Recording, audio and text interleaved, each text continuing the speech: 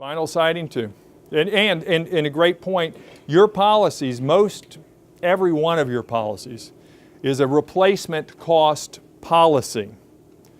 That means the insurance company, and here's how I tell the jury, and this is I'll give you my opening statement on a roof case I just did. Insurance company issued this policy when the roof was 18 years old.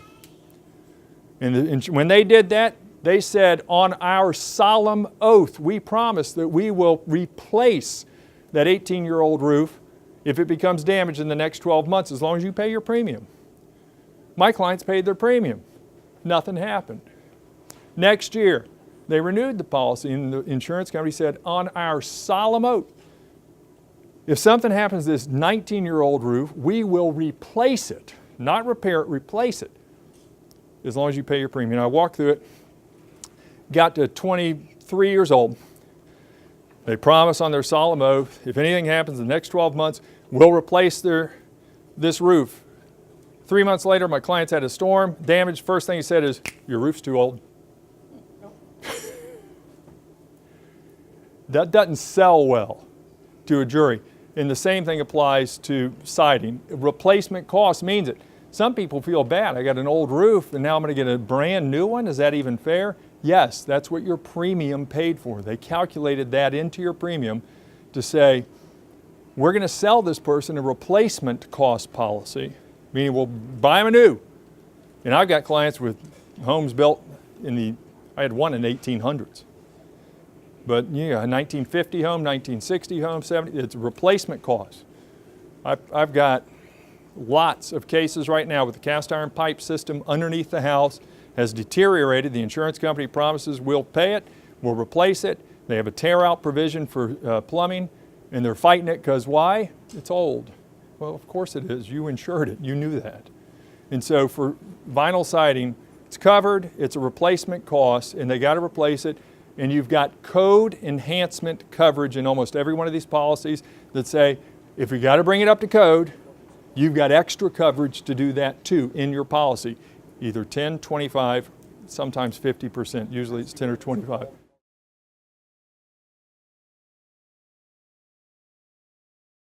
If the county won't permit it, see, I don't do permitting, but I'm pretty sure our general contractor here is going to tell you, if the county won't permit it, unless you replace them all, and it seems like you would have to replace them all, then you do need to do that. And your policy probably has an enhanced coverage for law and ordinance. That's increased cost due to a change in law and ordinance. But that's an extra coverage. You may or may not have it. You probably do, but there's a limitation to it. But I would make a totally different argument on that. I would say the one window, you can't replace it with what was in there. You need, the only windows you can get are going to be hurricane resistant windows. So we're going to put a hurricane resistant window in here because that is the repair that you need to do for that opening. Guess what? Matching statute. They got to do them all, and the insurance company's got to pay for them all.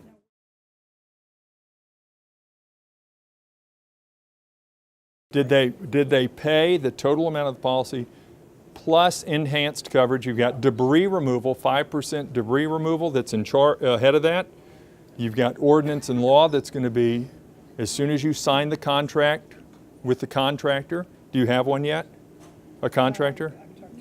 Okay, well, you be careful because some contractors take what's called an assignment of benefits, and it's an assignment of all your claim, your entire claim. It's gone, yeah, but it's stuck in there. You look for those words, assignment of benefits, and you got to be careful. Some are very reputable contractors and they take an assignment just for the work they've actually performed. Some of them take your whole claim and they say, bye, this claim's mine now. And so you got to be careful. But, so is your concern that it's going to be more than your policy limits? It's going to be more than my policy limit. Yeah. You need to look at your policy and see if there's an inflation guard in it. Inflation guard. Make sure you get the debris removal, 5% extra for maybe 10, but probably 5 for debris removal. Law and ordinance coverage, because the windows will probably be under there. Think of these each as a bucket of money. And the bucket's only got so much money in it. And so you've got coverage A for your dwelling, that's your house. Coverage B is for fences and other structures. I don't know if you have a shed or something, that's for other structure. Coverage C is for the personal property, your stuff inside the house. D is for when you're out of the house while they're doing the repairs. They still got to pay you that. You just got to be careful, make sure you maximize each one of those buckets. And make sure they're not dipping. They're saying, well, let's take it out of this one, this little bucket here, and max out that one.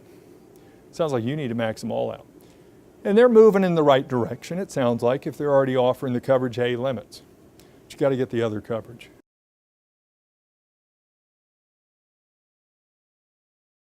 That's a great question, and in case it didn't picked up, the question is, many people have public adjusters, and when does the public adjuster's job end and the lawyer's job begin? There's a couple of different ways to approach that.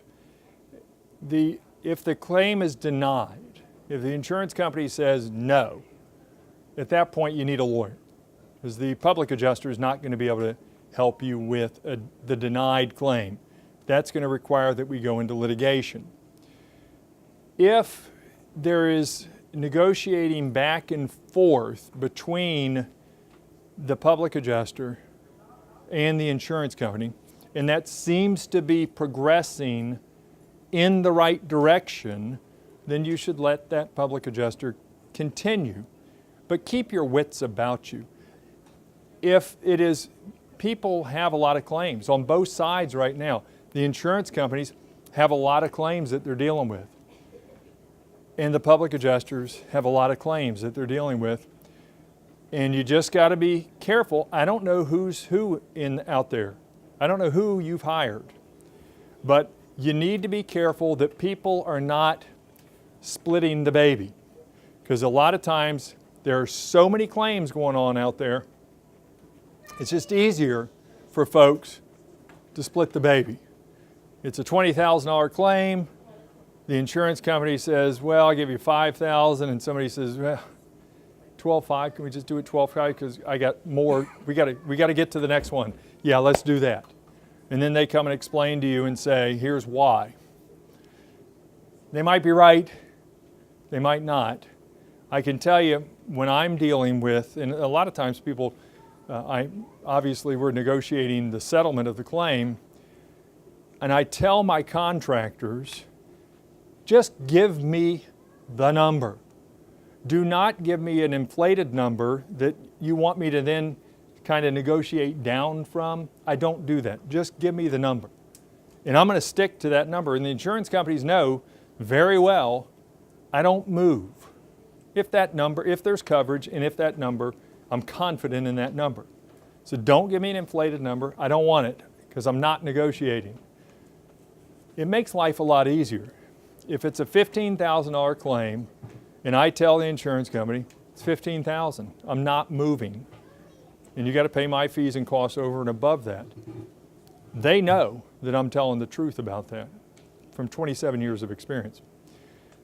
So a long answer to your question, with the key being make sure you keep your eye on the ball and make sure nobody's sort of splitting the baby, trying to just get it done so they can get to the next one.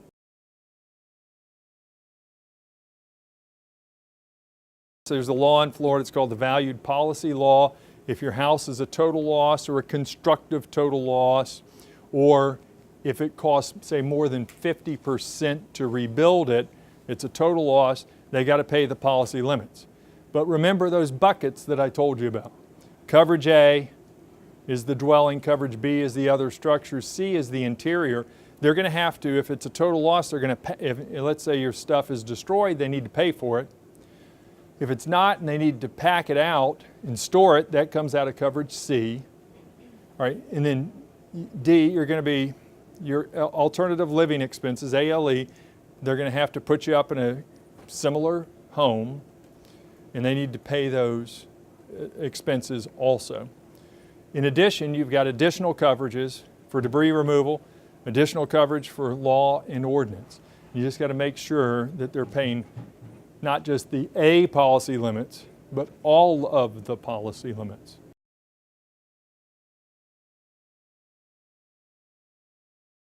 Not if it's a total loss. Not if it's a total loss. There's a case that came out after Ivan that talked about how much they owed under this valued policy law if the estimate is lower.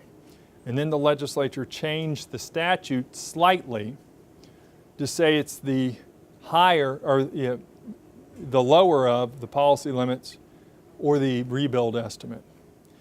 But if you read it carefully, that's only if there are multiple causes of loss for that loss. So let's say it's wind and flood. In that case, it'll be the lower of the estimate or the policy limits. In your case, if it's wind, that doesn't apply.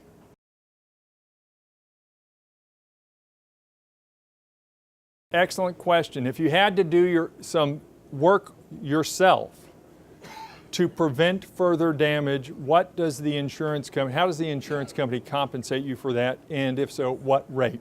You do have coverage, and in fact, you have a duty under your policy to perform repairs to prevent further damage.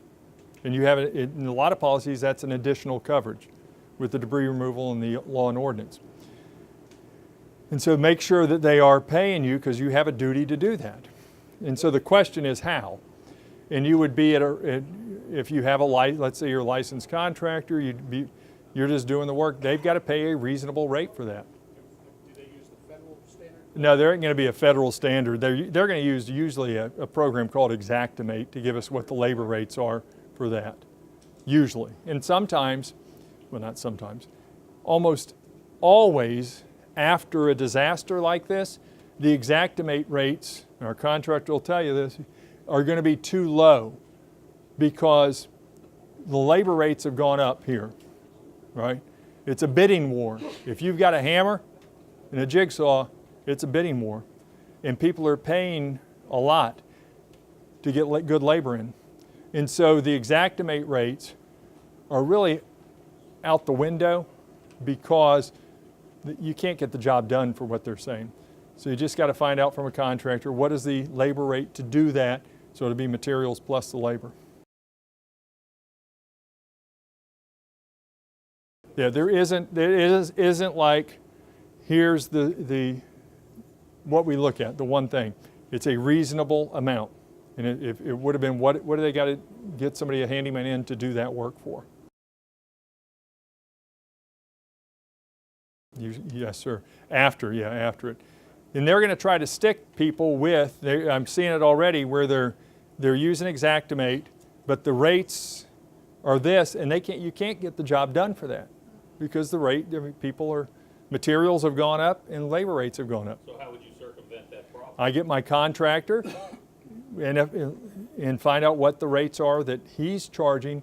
If he's bidding it out, what are the bids? But if I'm going to trial, though, what I'm going to do is go to several contractors and sort of get from them a conglomerate of what it is everybody's paying, and then I'll have an economist come in and talk about those rates.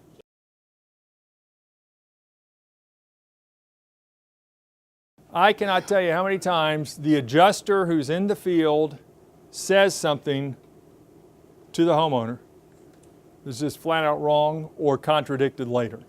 So, did you look at your policy at all? Or do you have it? Well, I don't have a law degree. You don't what? I have a law degree. No, I understand.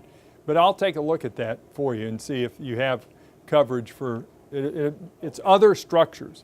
But usually, if it's not connected to the house, you're going to have a problem under the flood coverage.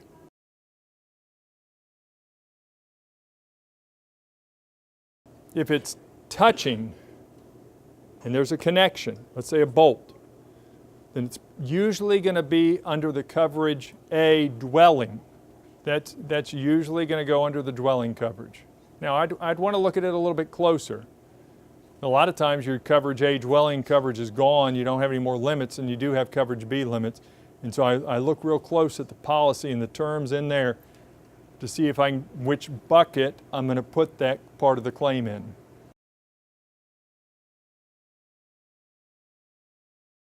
Flood versus wind, how do we prove what it is? Well, the best thing that I've had is my client The last thing he did before he left the house after Matthew is he turned on a video camera and pointed it at the ocean. It actually ended up on CNN.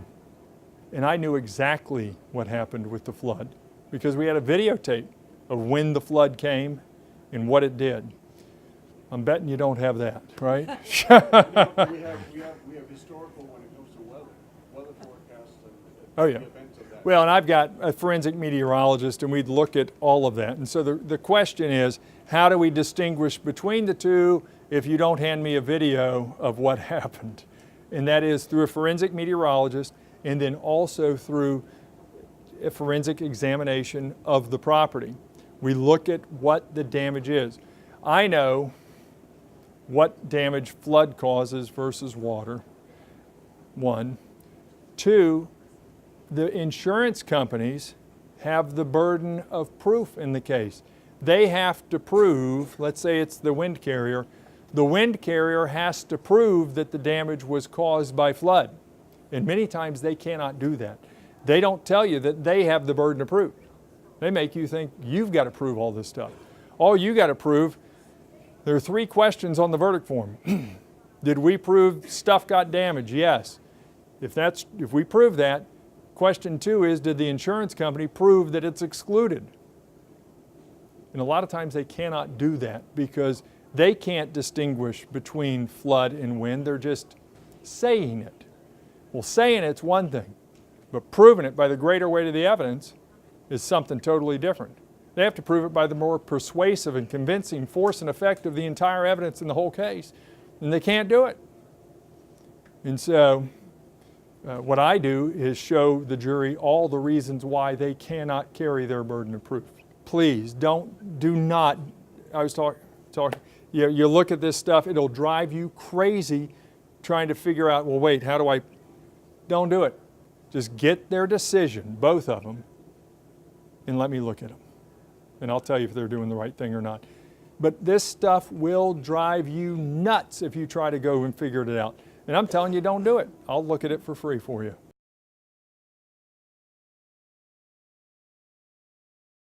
As a homeowner, don't be telling the adjusters what caused the loss.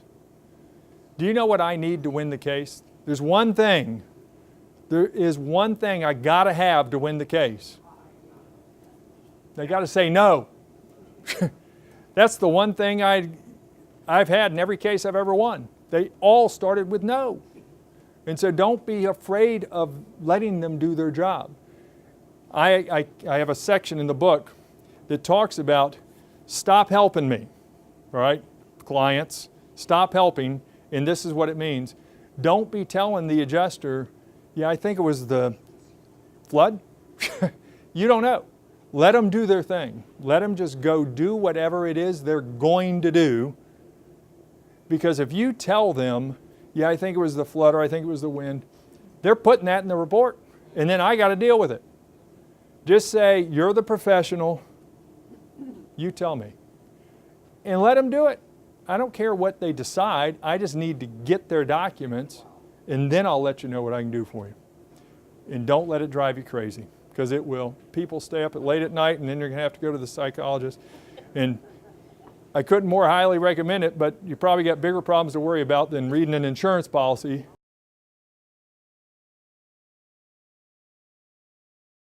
Citizens depopulates and shifts some policies each year over to carriers that are not related to the state. And that's common. You got to do it. You can't stay with Citizens if they're doing that. And then people have a concern, well, I've never heard of this insurance company.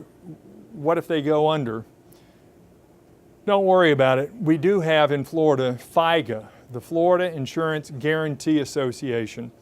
And so FIGA, if your insurance company goes under, how many people here have Homeowners Choice?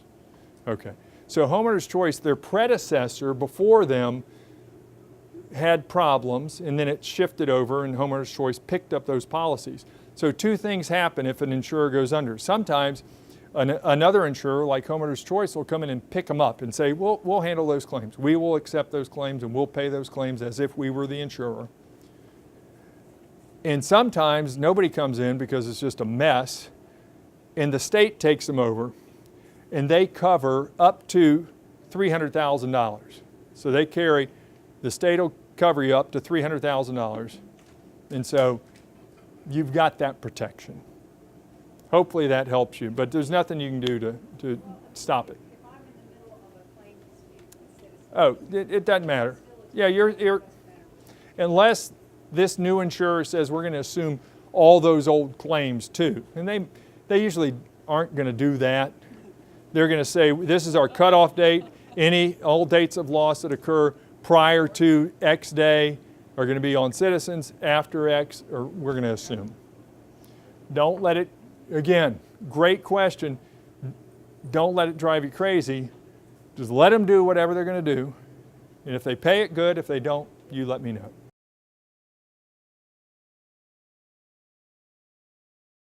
I got a stack of verdict forms and jury instructions that I've had approved by the district courts of appeal throughout the state of Florida that I take with me in every case. There are 3 questions on the verdict form. Did the insured prove by the greater weight of the evidence that during the policy period they proved that the home sustained direct physical loss? Yes or no?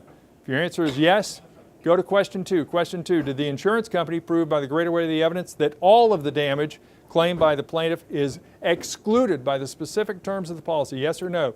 If your answer is no, your verdict is for the homeowner. Third question is how much?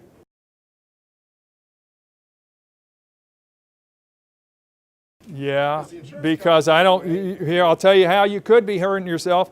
I had a case 2 years ago. My client said, you know what, they told me to go get a engineer, so I went and got an engineer. And I said, do you know you hired their favorite engineer? Do you know that they had paid that company $6 million in the past 3 years? No. Here's the questions. Sir, didn't you feel awkward walking around the house with my client, knowing that that company right there has paid your company $6 million and you didn't even tell her? You didn't feel awkward at all about keeping that to yourself? Well, no, I didn't think about it. Well, did you think to tell them that when you went back to your office that day after inspecting the house, did you think to tell her that you had a case with that guy right there? That lawyer? No, I didn't think to tell them that either. So you can harm yourself. I won that case, as you might imagine, because the jury says, oh, yeah, we understand what's going on. So you need to ask the question, do you do work for the insurance companies? And they usually, if you ask them that company, they'll say, well, I do some. Well, what's some? Like 98% or 1% of your work's on behalf of insurance companies? Let me get my engineer out there, because I don't want an engineer, if you hire the engineer and he goes, I don't know, that plays into their scenario a little bit. I'd rather have my forensic engineer go out there and say, you know what, the cracks start at the top of the wall. That means it's wind damage. Cracks that start at the foundation means there's been foundation movement in its foundation, so that's probably flood. I mean, that may be one of the things we look at. However, do you have sinkhole coverage on your policy? Do you know? When the flood waters recede, what happens a lot of time is we have classic sinkhole activity, not sinkholes, big hole with a house in the ground, but we have sinkhole activity, which is defined as a weakening of the earth supporting the foundation, and it causes cracks in the foundation working their way up. That's covered, even if it was caused by flood, under the wind policy. All I need is a no to get started on a case, so I need to get a look at that.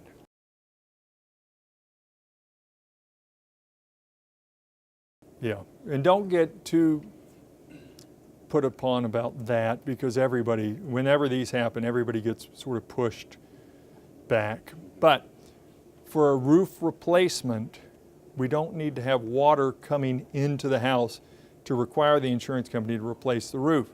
What I want them to look at is the sealant strip underneath the shingle. The shingles lay on top of each other, and there's a sealant strip. All right? if that sealant strip was, if the wind was strong enough to knock the ridge vent off, it was more than strong enough to lift up the shingles. Do you have architectural or? Oh, It's a tin roof. it's a metal roof? All right, well, we need to look and see if it was, got up under, between the fascia and there and see if it's lifted. Because here's what happens. It lifts it and it sets down. It's doing this throughout the storm. It's doing this. If I was to pull a nail out with my hand, what would be the best way for me to pull that nail out? Like that, wiggle it, right? Wiggle it a little bit. Guess what the wind's doing? It's moving this up and down, moving it up and down, and it's loosening the nail and oblonging the hole that the nail's in. Your nails are now loose. They got to replace that. It does, but the question is, if you have they're in your policy, you do have coverage where civil authorities have either prohibited you from being there or mandatory evacuation. It even includes if you got damage and a cop says you can't come back. Any of that, civil authority. I assure you, I used to be a cop. So a man with a badge and a gun and arrest authority saying you can't go there is a civil authority saying that you're not allowed to go. Don't go. So, yes, but the only thing that's going to get you is these living expenses while the evacuation is in force. But then we're going to have a little fight with the insurance company about when that begins, because if there's no damage to the house, then they're going to say it doesn't cover, and I'd have to look at the policy. Yeah, but only from the point of damage onward, they're going to say. Let's say it got damaged on the 10th. Let's say it got damaged on the 10th. And then the living expenses from the 10th until the civil, Yeah, they kept us out for a week. you should be at the alternative living expenses, additional living expenses during that time. If you have a business policy and the same thing happens, you can get business interruption coverage. All right, so we got a great point. I'm going to stay here. We're going to let our employees sort of wrap this up. If anybody's got questions, let's bring them up front. Thanks for coming.